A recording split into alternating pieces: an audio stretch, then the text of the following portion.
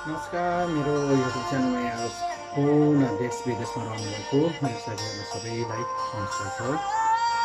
आज चाहिँ म एउटा विषयमा जो चाहिँ पछिल्लो समयमा चाहिँ सरकार पनि परिवर्तन भएको छ, राष्ट्रवादी मानिएको केपी सरकार ढलेको छ, 5 बसेर अहिले चाहिँ शेरबहादुर देउवा नयाँ प्रधानमन्त्री हुनुहुन्छ। उहाँलाई नयाँ कार्यकालको शुभकामना पनि म दिन चाहन्छु। त्यसरी माओवादी केन्द्र, नेपाली काङ्ग्रेस र उपेन्द्र देवकोटा र अन्य शासनमा जुन समूह हुनुहुन्छ राजनीतिक दलहरू उहाँहरू मिलेर चाहिँ जुन सरकार निर्माण गर्नुभएको छ यो एकदम राम्रो। अब पछिल्लो समयमा जनताहरू जो हामी विदेशमा बसेका मान्छेहरू छौँ, अब के होला, मुलुकको विकास कसरी जाला, कुन तर्फ जाला भन्ने कुराहरू चाहिँ हाम्रो मनमा कौतूहलताहरू एकदम छ। सो यो विषयमा आज चाहिँ तपाईँहरू, आज 3 करोड नेपालीहरू जो नेपालमा हुनुहुन्छ, हामी जो विदेशमा बसेका छौँ, सो हाम्रो जनजनको अनि मनले एउटा स्वीकारेको अबको सरकारमा जसरी केपी ओली सरकारले चाहिँ कुलमान घिसिङलाई चाहिँ नेपाल विद्युत प्राधिकरणमा एउटा बिजुलीमा एउटा सक्सेसफुल मान्छे, एउटा लिडर, एउटा योग्य मान्छे चाहिँ कन्टिन्यू गर्नुपर्ने थियो, त्यो चाहिँ दिएन।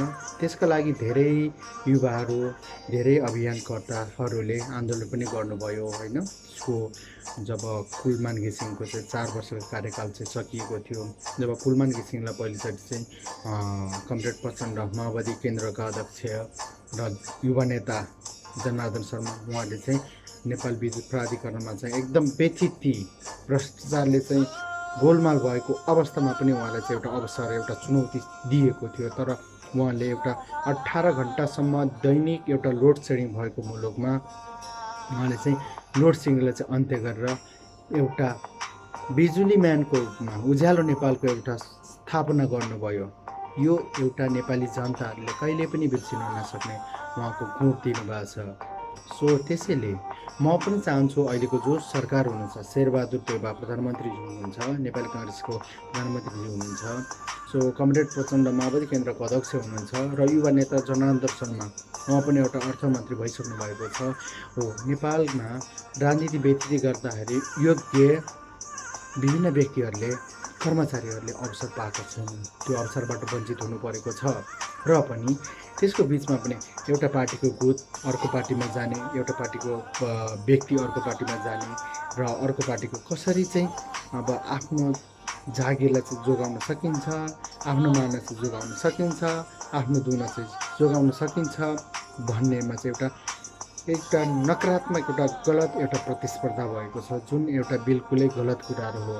एउटा विकसित मुलुकको हिसाबमा यो कुराहरू हुनु, राम्रो कुराहरू पक्कै पनि मानिँदैन। र कुलमान घिसिङलाई म चाहन्छु पुनः नेपाल विद्युत प्राधिकरणमा अथवा नेपाल आयल निगममा यो सरकारले पुनर्नियुक्ति दियोस्। किनकि कुलमान घिसिङ भनेको एउटा यङ हुनुहुन्छ, युवा हुनुहुन्छ, अझै पनि उहाँ भनेको एउटा रिटायर हुनुपर्ने अवस्थामा हुनुहुन्न। उहाँसँग क्षमता छ, योग्यता छ, उहाँसँग अझै पनि केही गर्न सक्छु भन्ने एउटा आँट छ। हामीले केही गरी जिम्मेवार दियौँ भने उहाँले सक्सेस गर्न सक्नुहुन्छ। यो 3 करोड जनताको र विदेशमा जो हामी नेपाली बसेका छौँ हाम्रो चाहना हो। म दुबईमा बसेको छु, मलाई यहाँ सबै कुराहरू इनफ छ, मेरो आफ्नो डेली बेसिस कुराहरू चलाउनका लागि मलाई कुनै आपत्ति छैन, गाह्रो छैन।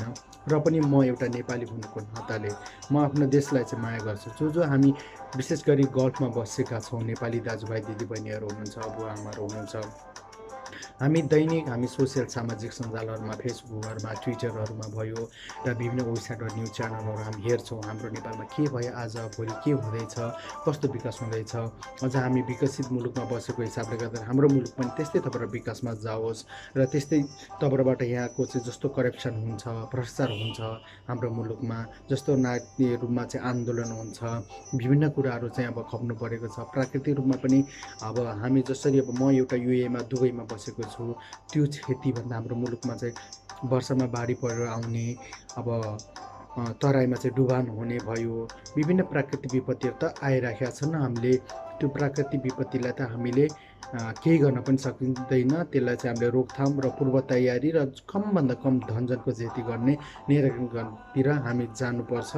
किनकि अहिले युरोपमा पनि, जबकि विकसित मुलुक जर्मनमा पनि धेरै घटनाहरू चाहिँ प्राकृतिक विपत्तिले चाहिँ उधुम मचाएको छ। त्यसले गर्दाखेरि चाहिँ हजारौँ मान्छे मिसिङ छन्, हराइरहेका छन् र धेरै प्रपर्टीहरूको चाहिँ लस भइरहेको छ।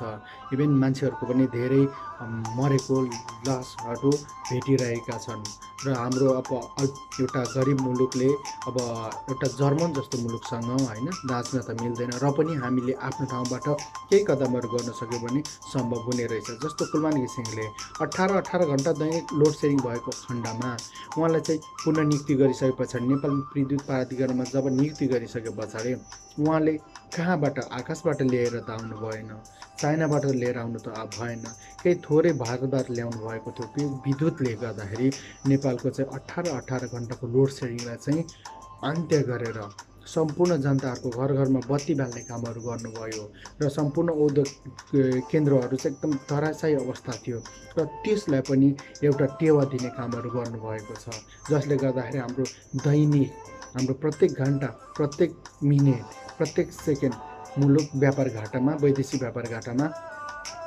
दिनानुदिन सेकेन्डमा भइराखेको छ।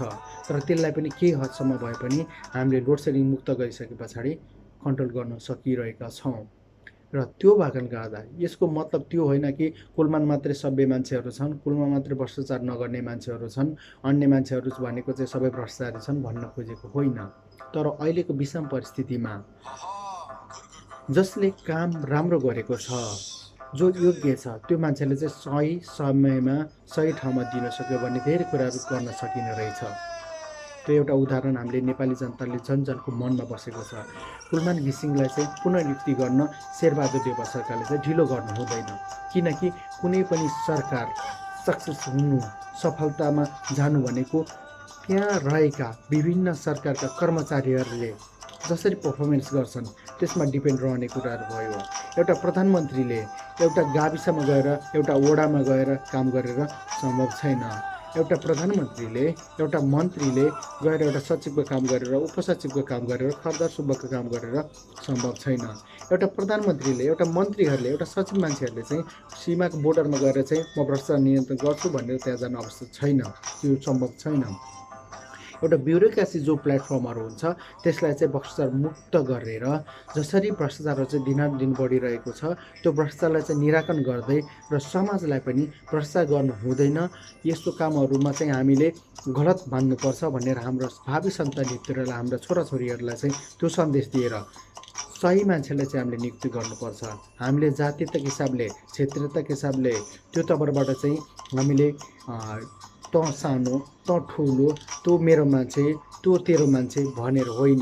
जो सक्सेसफुल मान्छे छ उसलाई चाहिँ सही टाइममा राइट म्यान राइट प्लेसमा राख्नु सक्नुपर्छ। र विकासको लागि हामीले केही वर्षको लागि हामीले सरकारले र सरकारमा जाने सम्पूर्ण राजनीतिक दलहरूले, जो राजनीति गर्ने नेताहरू जो छन्, जो सम्बन्धित निकायहरूले छन्, समयमा बुझ्नुपर्छ। यदि हामीले समयमा नै विकास गर्न सकेनौँ, त्यो कुराहरू बुझ्न सकेनौँ भने हामी धेरै पछाडि पर्नेछौँ। हेर्नुहोस्, म एउटा दुबईमा छु। आजभन्दा 40 वर्ष अगाडिको दुबई यहाँ एउटा रम्बलघारी थियो, तर 40 वर्ष पछाडि अहिलेको दुबई हेर्नु हो भने नेपाल र दुबईलाई कम्पेयर गर्न भने आकाश र जमिनको फरक छ। दुबई एउटा विश्व रेकर्डको एउटा थलो पनि हो। मानव निर्मित विश्वमा सबैभन्दा अग्लो बुर्ज खलिफा टावर जो चाहिँ दुबईमा बनेको छ। यति मात्र नभएर अरबको 55 डिग्री सेल्सियसको यो ठाउँमा मिराकल गार्डन, फुलले सजाएको विश्वमा चाहिँ सबैभन्दा ठुलो गार्डनहरू पनि यही दुबईमा छन्।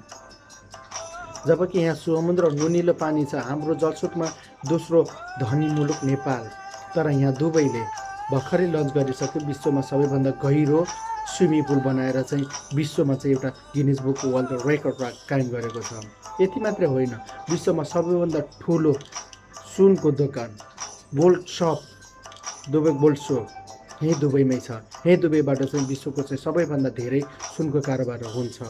यस्तो ठाउँलाई विकसित गर्नका लागि नेतृत्वको सबैभन्दा ठुलो अहम भूमिका छ र नेतृत्वले पनि सही मान्छे सही ठाउँमा सही समयमा छान्न सक्नुपर्छ, बुझ्न सक्नुपर्छ। हाम्रो नेपालमा नातावाद रह्यो, हामीले सक्षम मान्छे होइन योग्य मान्छेहरू हामीले छान्न सकेनौँ। हामीले चाहिँ आफ्नो नाताको हिसाबले साला साली, भान्जा भान्जी, भाइ भतिजा, दिदीबहिनीहरू, दाजुभाइ, गोरु बेचेको साइनो, यस्ता मान्छे ल्याएर चाहिँ हामीले चाहिँ मुलुकको जिम्मेवार खास सम्हाल्न त्यो काममा चाहिँ हामीले जिम्मा दियौँ, जसको परिणाम गर्दाखेरि हाम्रो मुलुक दिनानु पछाडिको पछाडि धकेलिएको छ भने र हामीभन्दा पछाडि आएका मुलुकहरू उनीहरू दिन 2 गुणा रात 4 गुणा विकासको फड्को मारेर अगाडि बढिरहेका छन्। हामीसँग प्राकृतिक रूपमा अथाह सम्पत्तिहरू छ, तर हामीले त्यसलाई सही तवरबाट सही प्रयोग गर्न सकेका छैनौँ। यदि दुबईको शेख जस्तो, अलमक्तम जस्तो भिजन आजको लागि होइन, भोलिको लागि, तर भोलिको लागि होइन, फ्युचरका लागि 50 वर्षलाई सोचेर काम गर्ने हो भने हाम्रो नेपाल धेर पर्दैन। 9-10 वर्षमै नि हामी कोही पनि नेपाली दाजुभाइहरू विदेशमा बस्नुपर्ने अवस्था आउँदैन। कोही पनि नेपाली दाजुभाइहरू गएर कसैको चाहिँ अरबको खाडीमा 55 डिग्रीको खाडीमा आएर चाहिँ भाँडा मोल्नुपर्ने आवश्यकता, भाँडा धोएर बस्नुपर्ने आवश्यकता, पसिना बनाउनु पर्ने आवश्यकता हुने छैन, किनकि हामीसँग अथाह प्राकृतिक स्रोत साधनले परिपूर्ण छौँ। केवल हामीलाई आवश्यक छ त योग्य मान्छे, सक्षम मान्छे, राइट म्यान, राइट प्लेस हामीलाई चाहिएको छ। हामी युवाहरू जति पनि छौँ, हामी युवाहरूलाई चाहिँ देश हाँक्नका लागि जिम्मा दिनु पर्यो राजनीतिक दलहरूले। जब युवाहरूले राजनीतिक रूपमा चाहिँ अब आफ्नो काँधमा जिम्मेवारीहरू थमाउन तपाईँहरू सक्नुहुन्छ, तब मात्रै मुलुकको विकास हुन्छ। तपाईँहरू 70 वर्ष पुगिसक्नु भएको छ, 60 वर्ष क्रस गरिसक्नु भएको छ। जब 60 वर्ष क्रस गरिसकेपछि तपाईँ कुनै पनि सरकारी काममा, कुनै पनि बलको काममा तपाईँहरू योग्य बन्न सक्नु हुँदैन। त्यस्तै राजनीति गर्नमा पनि त्यही कुराहरू लागू गरिदिनुहोस्। तपाईँहरूले धेरै राजनीति गर्नुभएको छ, तपाईँले धेरै युद्धहरू लड्नु भएको छ, तपाईँले धेरै युद्धहरू गर्नुभएको छ। त्यसैले को मान्छे सक्षम छ, कसरी गर्ने हो, युवाहरूलाई त्यो अवसरको खाँचो छ र युवाहरूलाई त्यो दिनुहोस्। जो सक्षम मान्छे छ, राइट म्यान राइट प्लेस, हरेक सेक्टरमा लगाई गरिदिनुहोस्। हरेक ठाउँमा चाहिँ तपाईँले अघि बढाउन एउटा उत्प्रेरणा दिनुहोस्। युवाहरू भनेको एउटा जुझार, एउटा शक्ति हो। उनीहरूले काँधमा 50 केजी लगाएर बोक भन्यो भने काँधमा लगाएर बोकेर कुद्न सक्नेहरू युवाहरू हो। जबकि एउटा 70 वर्ष एउटा वृद्ध, एउटा बुवा, एउटा बाजे समानको व्यक्तिलाई 70 वर्षको बाजेलाई 50 केजी बोकेर हिँड्नुहोस्, तपाईँ कुद्नुहोस् भनेर हामी भन्न सम्भव छैन। त्यसै भएर सरकार म अनुरोध गर्दछु र म कमरेड प्रचण्डलाई पनि म अनुरोध गर्दछु, जनार्दन शर्मा तपाईँलाई अनुरोध गर्दछु, तपाईँहरूको हिजोको सरकारलाई सफलता एउटा बिजुली म्यानको रूपमा लोकतान्त्रिक गणतन्त्र संस्थागत गर्ने क्रममा तपाईँलाई कुलमान घिसिङले धेरै राम्रो काम गरेको छ। उहाँको साथले गर्दाखेरि तपाईँहरू चाहिँ एउटा राम्रो स्तम्भमा 9 महिना एउटा सरकार सञ्चालन गर्न सक्नुभयो र 4 वर्ष कालमा चाहिँ नेपाली आम 3 करोड जनताले लोड सेडिङको केही नाम सुन्नु परेको थिएन। तर जब कुलमान घिसिङको 4 वर्ष कार्यकाल सकेर पनि उनलाई चाहिँ निरन्तरता दिएन, तब फेरि नेपालमा बिजुलीमा चाहिँ लोड सेडिङ हुने र आम जनताले चाहिँ त्यसप्रति चाहिँ एउटा बिजुली जसरी लोड सेडिङ अन्त्य भएर पनि त्यो अनुभूति गर्न पाइरहनु भएको छैन। अब सरकारमा तपाईँहरू हुनुहुन्छ, तपाईँले कुलमान घिसिङलाई 1, 2, 3 जसरी हुन्छ तपाईँले नेपाल आयल निगममा वा नेपाल विद्युत प्राधिकरणमा पुनर्स्थापना गर्नुहोस्। उहाँलाई चाहिँ केही समयलाई काम गर्न दिनुहोस्। उहाँको अहिले 3 करोड जनताको चाहिँ यो चाहना छ। उहाँमा के योग्यता छ, उहाँले किन लानु पर्यो, त्यो कुराहरू प्रश्न गर्न आवश्यक छैन, किनकि 3 करोड जनताहरूले आँखा चिम्म गरेर उहाँलाई चाहिँ एउटा भगवान भनेर चाहिँ उहाँलाई पुज्छन्। म पुज्छु, हाम्रो बुवा आमाले पुज्नुहुन्छ र सम्पूर्ण नेपाली जनताहरू जो वृद्ध एउटा बिजुलीको अनुहारै देख्न नपाइकन जीवन चाहिँ आज हो कि भोलि भएर बस्नुभएको वृद्ध बाजे बजूहरू, बुवा आमाहरूले पनि अहिले कुलमान घिसिङ भने पछाडि एउटा बिजुली म्यानको रूपमा, एउटा उज्यालो नेपालको रूपमा, एउटा उज्यालो नेपालको चाहिँ अभियानको रूपमा चिन्नुहुन्छ। हो, उहाँलाई नियुक्ति गर्नुहोस्। कसरी हुन्छ, के गरी हुन्छ? हो, तपाईँहरूले राजनीति नियुक्ति धेरै गर्नुभएको छ, भागबन्डा धेरै गर्नुभएको छ। ल यो फल्ना तँलाई, यो डिस्कना तँलाई, यसमा ल मेरो मान्छे, त्यसमा तेरो मान्छे, यसो गरी भागबन्डा गर्नुभएको छ। कसरी भागबन्डा गर्नु? तर 3 करोड जनताको लागि एउटा कुराहरूमा भागबन्डा जसरी हुन्छ तपाईँले गर्नुहोस् कि कुलमान घिसिङलाई पुनर्नियुक्ति गर्नुहोस्। यदि कुलमान घिसिङलाई तपाईँहरूले पुनर्नियुक्ति गर्नुभयो भने तपाईँहरूको जुन बाँकी बसेको जुन सरकारको जुन सञ्चालन प्रक्रिया छ आधा त तपाईँहरूको सक्सेस हुनेछ। तर यदि तपाईँहरू पनि केपी ओली जस्तै तपाईँबाट एउटा 2/3 सरकारको एउटा शक्ति भएर पनि तपाईँहरूले चाहिँ अब राम्रो मान्छेले चाहिँ पाखा लगाउने, आफ्नो आसेपासे अगौटे पछौटेहरूलाई चाहिँ अनि अगाडि बढाउने काम गर्नुभयो भने तपाईँहरूको सरकार पनि धेरै दिन टिक्दैन। सत्ता राजनीति जसरी गर्नुभएको छ तपाईँले एउटा मुलुकको लागि गर्नुहुन्न। तपाईँहरू भनेको चाहिँ आफ्नो स्वार्थका लागि, आफ्नो चाहिँ आसेपासेहरूको लागि त्यो तपाईँबाट गरिरहनु भएको छ। तपाईँहरू एउटा नेतृत्व वक्त हो, तपाईँहरूको धेरै त्याग छ, तपाईँहरूको धेरै योग्यता छ, तपाईँहरूको त्यो कुराले चाहिँ छैन भनेर म नकार्न सक्दिनँ। आम जनताले चाहिँ भोट दिएको छ, तर भोटलाई सही तपाईँबाट सदुपयोग गर्नुहोस्। नेताज्यू, तपाईँले चाहिँ कसरी मुलुकको विकास गर्नुपर्छ भन्ने कुराहरू धेरै टाढा पनि जानु पर्दैन। तपाईँलाई युरोप अमेरिका जानु पनि आवश्यक छैन, मात्रै गल्फमा आएर दुबईमा आएर हेर्नुहोस्, मलेसियामै गएर हेर्नुहोस्, त्यहाँ धेरै कुराहरू थाहा पाउनुपर्ने हुन्छ। तपाईँ धेरै कुराहरू त्यही सिक्न सक्नुहुन्छ। यहाँ कतारमा आएर हेरेर सिक्नुहोस्, कुवेतमा आएर सिक्नुहोस्, अरबमा हो केही मुलुकहरू होला तेल बेचेर ग्यास बेचेर धनी भएको होला, ल कतार ग्यास बेचेर धनी भयो, अन्य मुलुकहरू भनेको तेल बेचेर धनी भयो। तर दुबई भनेको तेल बेचेर धनी भएको मुलुक होइन, कट्टर एउटा मुस्लिम मुलुक भएर पनि यहाँ बिजनेस एक किसिमको हब बनाएर कसरी बिजनेस गर्ने, कसरी मुलुकलाई चाहिँ डेभलप गर्ने कुराहरू चाहिँ गरेर चाहिँ यो मुलुक एउटा विकसित भएको छ। धेरै मान्छेलाई थाहा छैन दुबई भनेको चाहिँ युएई हो, अथवा दुबई चाहिँ एउटा छुट्टै मुलुक हो, अथवा दुबई चाहिँ कहाँ हो के हो। हामी चाहिँ युएई अथवा दुबई छुट्याउनलाई धेरै गाह्रो भइरहेको छ। वास्तवमा दुबई एउटा युनाइटेड अरब इमिरेट्सको, संयुक्त अरब इमिरेट्सको एउटा इमिरेट्स हो, एउटा प्रान्त, एउटा प्रदेश हो, एउटा भाग हो भनेर बुझिदिनुहोस्। यहाँ जम्मा 7वटा प्रदेशहरू छन् अथवा 7वटा इमिरेट्स छन्, जसलाई चाहिँ इमिरेट्स भनेर चाहिँ यहाँ छुट्याएको छ। जस्तो हाम्रो 7वटा प्रदेशमा चाहिँ 1 नम्बर प्रदेश, 2 नम्बर प्रदेशहरू पहिले छुट्याएको थियो र अहिले यही प्रदेशहरूको नामहरू चाहिँ नामाकरण गरेको छ। त्यस्तै दुबई भनेको एउटा सानो युएको मात्र 5% ल्यान्ड छ। यहाँ युएको जम्मा टोटल जनसङ्ख्याको 35% जनताहरू भनेको यही दुबईमा बस्नुहुन्छ। अबुधाबीमा 86% जमिन भनेको अबुधाबीको छ, त्यसमा 31% जनताहरू त्यहाँ मानिसहरू चाहिँ रेसिडेन्टहरू चाहिँ बसोबास गर्छन्।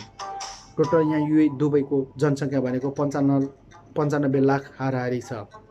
त्यो भनेको सबै यहीँको युएको जनताहरू होइनन्, आप्रवासीहरू हामी जो रेसिडेन्ट रूपमा चाहिँ हामी काम गर्ने मान्छेहरू छौँ त्यो धेरै छन्, त्यो धेरै छौँ।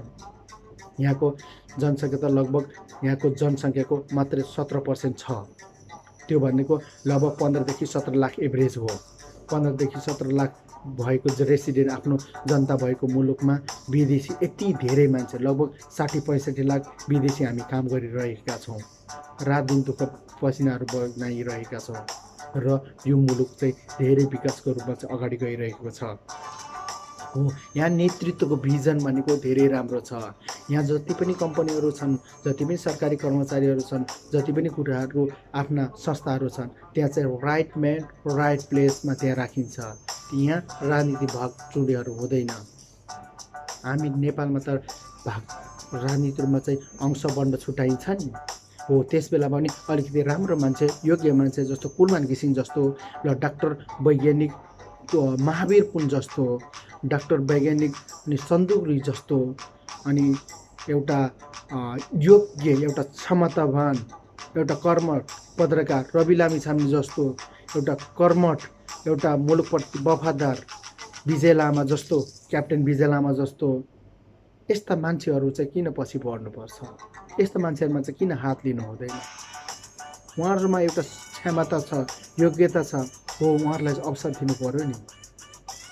यदि हामीले त्यो तर्फबाट गयौँ भने हाम्रो मुलुक भनेको धेरै अगाडि बढ्न सक्छ। म दुबईबाट तपाईँहरूलाई म अनुरोध गर्छु, प्रधानमन्त्रीज्यू, मन्त्रीज्यू, तपाईँहरूले कुनै पनि हालतमा कुलमान घिसिङलाई नछुटाउनुहोस्। कुलमान घिसिङलाई चाँडोभन्दा चाँडो नेपाल आयल निगममा वा नेपाल विद्युत प्राधिकरणमा नियुक्ति गर्नुहोस्। अध्यक्ष कमरेड प्रचण्डज्यू, तपाईँले यदि चाहनुभयो भने तपाईँ एउटा गणतन्त्रको एउटा पिता पनि हो, तपाईँको राजनीतिको रोल मोडल पनि हो। यदि तपाईँ चाहनुहुन्छ भने नि कुलमान घिसिङलाई मन्त्री पनि बनाउन सक्नुहुन्छ। तपाईँलाई एउटा सफल प्रधानमन्त्री बनाउनका लागि कुलमान घिसिङले 18 घन्टा खट्नु भएको छ। त्यो कुरालाई चाहिँ मनन गर्नुहोस्। यदि तपाईँको चाहना छ भने नेपालको जोसुकै पनि झारे मारे पनि प्रधानमन्त्री भइदिन्छन्। नेपालको जोसुकै झारे मारे पनि अब लुला लङ्गडा लुता आँखा नभएका बहिरो मान्छेहरू पनि मन्त्रीहरू बन्न सक्छन्, सांसद बन्न सक्छन्, ठुल्ठुला कर्मचारी बन्न सक्छन्। तर कुलमान घिसिङलाई चाहना, उसको क्षमता, जनजनको एउटा चाहनालाई चाहिँ मार्ने कामहरू नगरिदिनुहोस्। उहाँलाई कसरी हुन्छ पुनर्नियुक्ति गर्नुहोला। धन्यवाद। भिडियो हेरेर साथ दिनुभएकोमा यहाँलाई र मेरो यो भिडियो हेरेर तपाईँलाई कस्तो लागेको छ कमेन्ट बक्समा कमेन्ट गरिदिनु होला। र मेरो यो भिडियो सामग्री तपाईँलाई मन पर्यो भने धेरैभन्दा धेरै जो नेतृत्व पङ्क्ति उहाँहरूसम्म यो भिडियो पुर्याइदिनु होला। नमस्ते, जय नेपाल, जय चन्द्र सूर्य। सुखी रहनुहोस्, सुरक्षित रहनुहोस्। बाई।